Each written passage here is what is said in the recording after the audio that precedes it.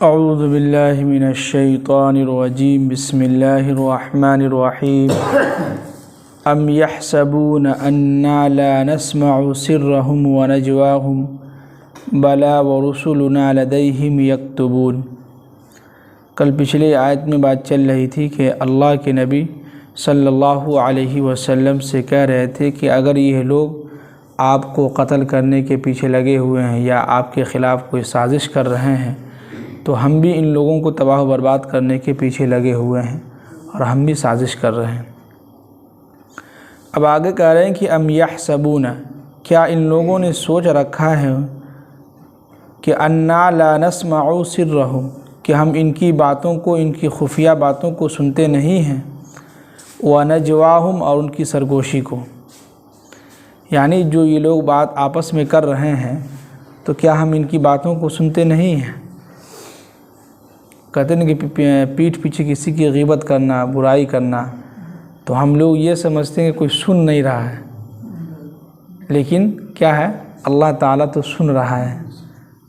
جی اب آگے کہہ رہے ہیں کہ بلا، کیوں نہیں سن رہا ہے، وَرُسُلُنَا لَدَيْهِمْ، بلکہ ہمارے فرشتے ان کے پاس موجود ہیں، یکتبون، جو لکھ رہا ہے، جو کیا ہے، لکھ رہا ہے۔ جی تو ہم اور آپ اگر غیبت کر رہے ہیں تو اس کا مطلب یہ نہیں کہ کوئی نہیں سن رہا ہے، بلکہ اللہ سن رہا ہے، بلکہ اللہ تعالیٰ سننے کے ساتھ ساتھ اپنے فرشتوں کو لگا دیا ہے کہ تم اس کے کارناموں کو، ان کی باتوں کو لکھتے رہو۔ جی اسی غیبت میں ایک بات سمجھیے کہ پچھلے دنوں حدیث گزری ہے کہ اللہ کے نبی صلی اللہ علیہ وسلم جب معراج پر گئے تو جبرائیل علیہ السلام ساتھ میں گھما رہے تھے، تو اللہ کے نبی صلی اللہ علیہ وسلم کا گزر جو ہے ایسے لوگوں کے پاس سے ہوا جن کے ہاتھ کے ناخن جو ہے پیتل کے تھے۔ کس چیز کے؟ پیتل کے، اور اس ناخن سے اپنے منہ کو اور صدورہم، اور اپنے سینوں کو نوچ رہے تھے۔ کیا کر رہے تھے؟ اپنے منہ کو اور سینوں کو نوچ رہے تھے۔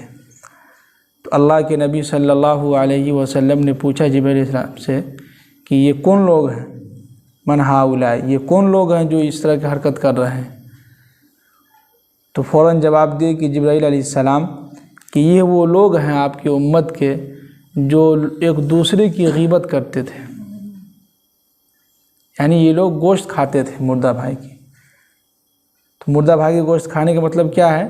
وہ غیبت کرتے تھے کہ لحم اخیہ میتا فکرہتموہ، ہر انسان ہر ایک دوسرے کے پیچھے غیبت کر رہا ہے، برائی کر رہا ہے کہ نہیں؟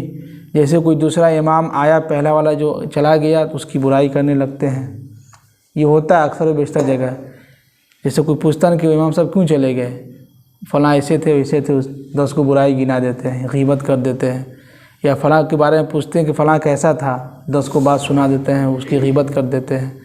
تو اس طرح کی یہ غیبت کرنا، ہمارا آپ سوچتے ہیں کہ مزہ آ رہا ہے، غیبت کرنے میں اور سننے میں دونوں میں مزہ آتا ہے، لیکن اس کا انجام کیا ہونے والا ہے وہ اللہ کے نبی صلی اللہ علیہ وسلم نے اس حدیث میں بتلایا، اور یہ ابو داؤد شریف کی حدیث ہے کہ کیا فرمایا کہ جبرائیل علیہ السلام نے کہ وہ لوگ اپنے ہاتھوں کو، اپنے ہاتھ سے جو ہے چہرے کو اور ناخن کو جو ہے نوچ رہے تھے۔ تو فوراً بتلایا کہ لا تغتبوا، یہ لوگ جو ہے مسلمانوں کی غیبت کرتے تھے، اپنے مسلمان بھائی کی غیبت کرتے تھے، تو جس کی وجہ سے اللہ تعالیٰ نے ان کو اس عذاب میں مبتلا کر دیا ہے، اور یہ ہمیشہ اپنے چہروں کو، اپنے سینوں کو نوچتے رہیں گے اپنے ناخن سے۔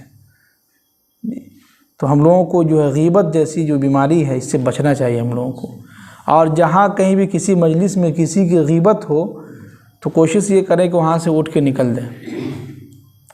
کیا ہے؟ وہاں سے اٹھ کے نکل دیں، یا اسی جگہ بیٹھے رہیں، ان سے کہیں کہ ارے کوئی کچھ اور بات کرو، کسی کی غیبت کرنے سے کیا فائدہ ہے؟ کیا ہے؟ کسی کی غیبت کرنے سے کیا فائدہ ہے؟ کچھ اور بات ہو جائے، یا نہیں تو اگر نہ مان رہا ہو تو آپ وہاں سے اٹھ جائیں۔ کیا ہے؟ آپ وہاں سے اٹھ جائیں۔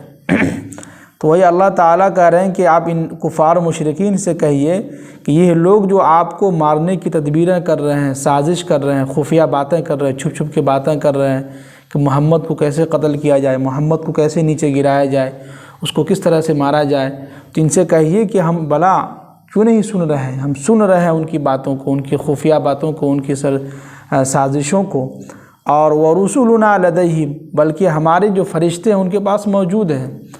تو ہر ایک انسان کے پاس کیا ہے؟ 2 فرشتے ہیں کہ نہیں؟ کیا ہے؟ 2 فرشتے ہیں، کرامن کاتبین، دونوں فرشتے لکھ رہے ہیں جی۔ اب آگے کہہ رہے ہیں کہ قل، اے نبی صلی اللہ علیہ وسلم آپ ان سے کہیے کہ ان کان للرحمن ولدن، اگر خدائے رحمان کا کوئی اولاد ہوتا، کوئی بیٹا ہوتا یا بیٹی ہوتا، تو فانا اول العابدین، تو سب سے پہلا میں عبادت کرنے والا ہوتا۔ کیا مطلب؟ یہ مثال دے کے سمجھا رہے ہیں۔ ایسے تو اللہ تعالیٰ کوئی اولاد ہے نہیں، نہ ہونے والا ہے، یہ اللہ تعالیٰ ایک مثال دے کے کہہ رہے ہیں۔ جیسے ہم لوگ کہتے ہیں نا کہ اگر یہ ایسا اگر ہوتا تو میں ایسا کرتا، سب سے پہلے کہتے ہیں نا کہ اگر یہ فلاں جگہ اگر ایسا ہوتا تو سب سے پہلے میں کرتا۔ تو یہ اللہ تعالیٰ کہہ رہے ہیں کہ اگر واقعی میں خدا رحمان کا کوئی اولاد ہوتا تو اللہ تعالیٰ کہہ رہے ہیں کہ سب سے پہلے میں اس کی عبادت کرتا۔ تو ہوتا تو ہے بھی نہیں۔ قرآن نے صاف صاف کہا کہ لم یلد ولم یولد ولم یکن لہ کفوا احد، کوئی اولاد نہیں ہے۔ تو یہ کفار و مشرکین جو ہے اللہ پر جو ہے بہتان لگاتے تھے، اللہ پر الزام لگاتے تھے کہ عیسیٰ علیہ السلام جو ہے اللہ تعالیٰ کے کیا ہیں؟ بیٹے ہیں، یا فرشتے جو ہیں ان کی بیٹیاں ہیں، یہ بات کرتے تھے۔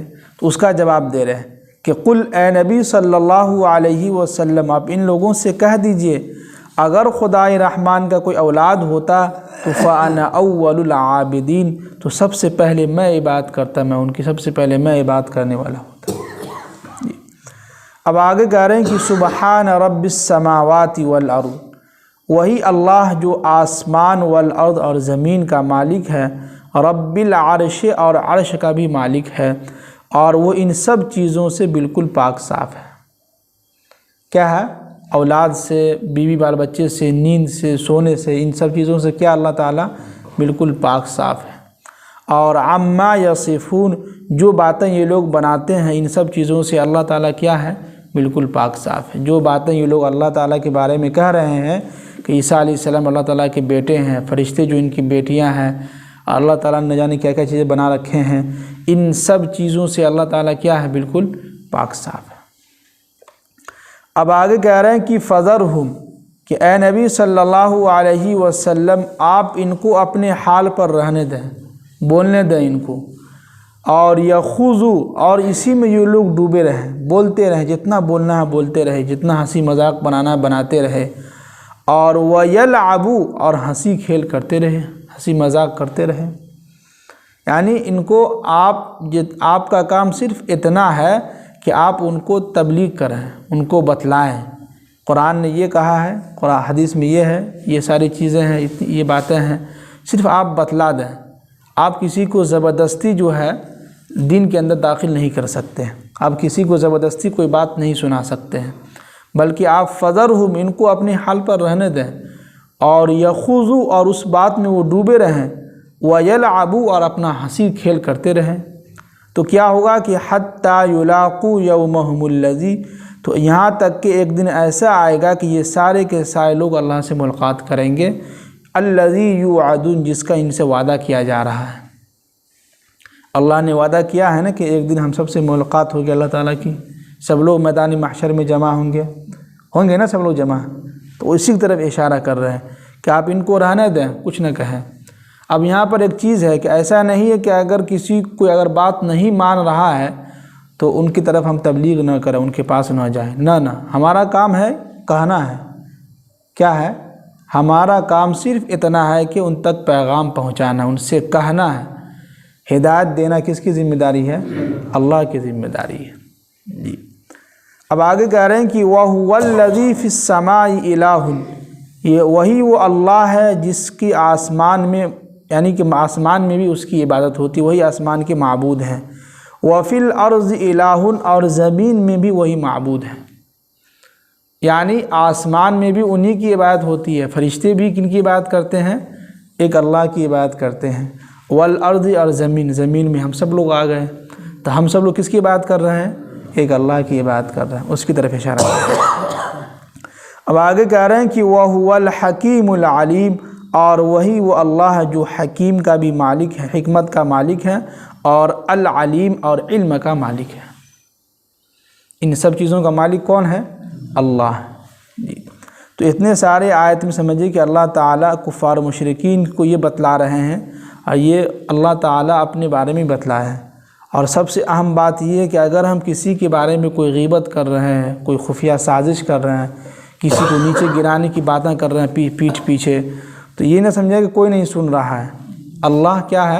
سن رہا ہے۔ اگر غیبت کر رہے ہیں تو کل قیامت کے دن جہنم میں ہمارا بھی حال یہی ہوگا جس طرح کے وہ حال جو حدیث میں گزرا ہے کہ نہیں؟ اللہ تعالی ہم سب کو عمل کرنے کی توفیق نصیب فرمائے، آمین۔ سبحان اللہ بحمدہ۔